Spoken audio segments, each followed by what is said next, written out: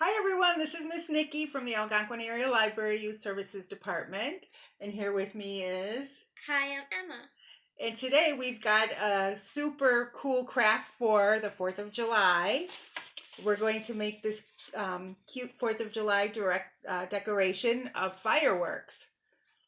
So this is what you need for this craft: scissors, markers, glue stick, a black piece of paper, and cupcake liners are the star of the show today. So any ones that you have, some people have patterned ones, some people have colored ones, some people just have plain old white ones. Anything you have will work. So this is super fun. Also, we have just a piece of paper for to use to color on. So Emma chose different colored ones and also white to kind of have a combination of both of them, but you can do whatever you like. And if you don't have colored ones and you only have plain ones, then you can just decorate the plain ones. And when Emma made hers, she just used red and blue so that the fireworks came out red, white, and blue, which you could do that, or you could use any colors you want. It's up to your imagination.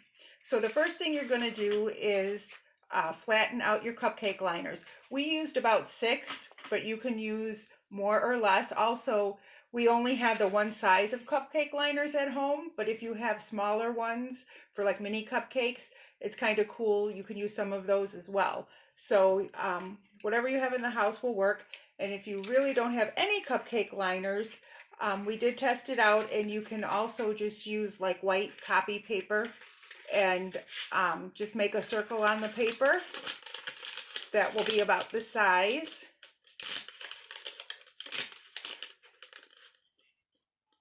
Or you can make them different sizes, and then once you cut out the circle, you can follow along with the next things we're going to do. So you want to flatten out your cupcakes. So you want to press them from the part that's standing up. You just want to flatten it so it's just a nice flat circle.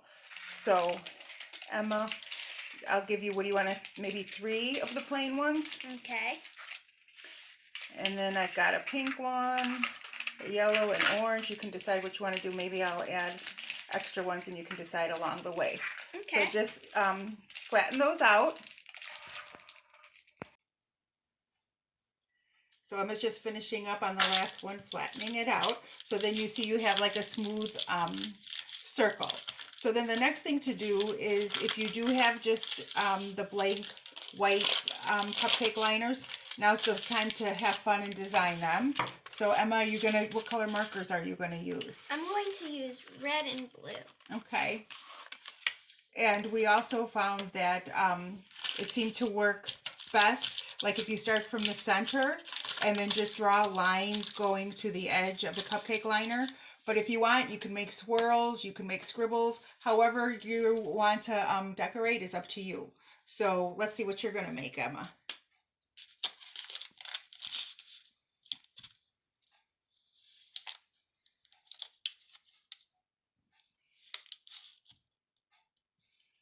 You're kind of using where the folds are as a guide. Yeah.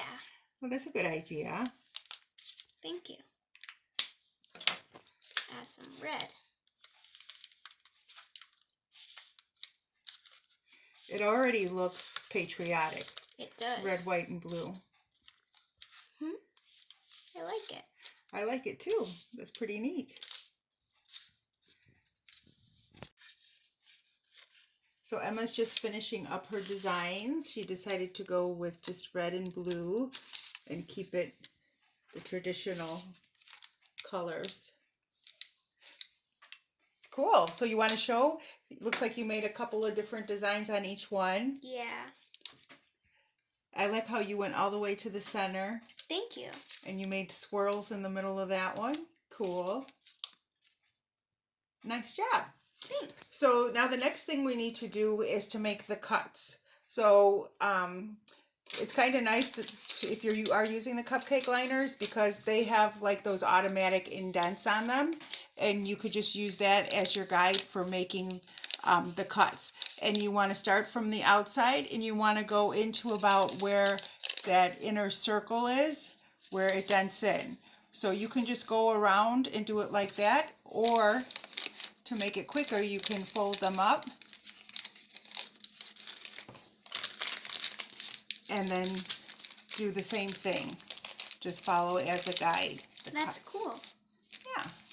So do you want to do it like this, Emma? Or do you want to do it open or try both ways? I'm going to try both ways. I'll start just doing the normal way? Okay. So Emma's going to go ahead and start making her cuts. And then too, you can find if you like to have thinner, you can always add extra one. So you're just going to go into Emma where that, can you kind of see where that circle in the center is? Yeah. If you turn it the other way, it might be easier to see. Oh, you're because right. when you've colored with the marker, it's a little hard. Can you show a little bit to the camera, Emma, so they get on the other side, so that they can see how far you're going with the cuts, so where that inner circle is. And then you just go around and try to get them all. And if you decide you want thicker width of the strips, that's fine as well. So Emma's just going to keep making her cuts. And if you are just using the colored ones, you would just do the same thing with them. So maybe, Emma, I will help cut some of these for you. Okay, thank you. So Emma's just finishing up making her cuts on her last fireworks. But you can see what a good job she's done. Want to show? So how many did you end up doing, Emma? I think we ended up doing 6. No, we did 7. 7. Good job. So now the next thing to do is to take your paper, and we think it's kind of a good idea if you, before you actually glue them, kind of figure out what kind of pattern you'd like to do. Yeah. So you want to try and do that, Emma? Okay. There's no wrong way. It's just until you can kind of play with them a little bit and, you know, see what you like. Oh, you got an overlap there. I like that. That's kind of cool. And, you know, if you want, I know in that one we had like some going off the page a little bit. Ooh. So whatever you like is good.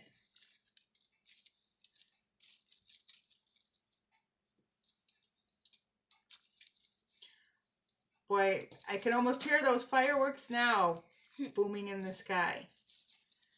All right, that looks pretty good. So then, like the one that looks like it's closest to the paper, like on the bottom, you want to glue those first. So these look like they're mostly on the bottom. Okay. So maybe move them over here, Emma, Okay. kind of like the way you had set up. Roughly, right? Yeah. Those two together. And that one. Okay, so then you just want to just start gluing. Put the glue on the back. You want to put these two together, Emma? Okay. Yeah, so maybe put cool. glue here so that we can, and glue here so that we can get these two together.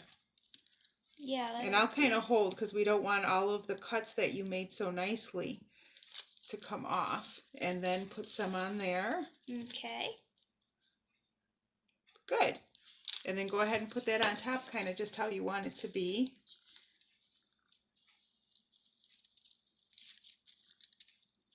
That looks cool. And then you wanted this one up in this corner? Yeah. Okay, so put some glue on the back.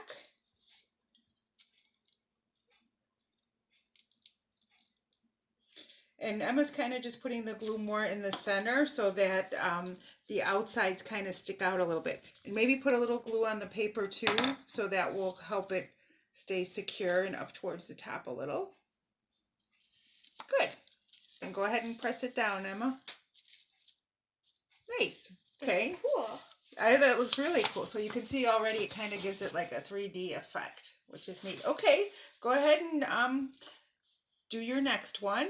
And Emma's just going to keep placing them on and see what kind of pattern she comes up with. So Emma's just putting glue on the last one.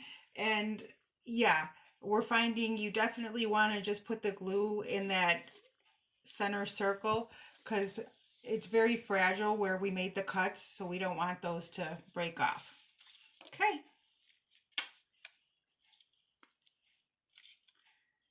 Press it down. Good job. All right, you want to hold up the end result? Okay. I think that looks really, really cool. Me too. So we hope everybody has a safe and fun 4th of July coming up this weekend.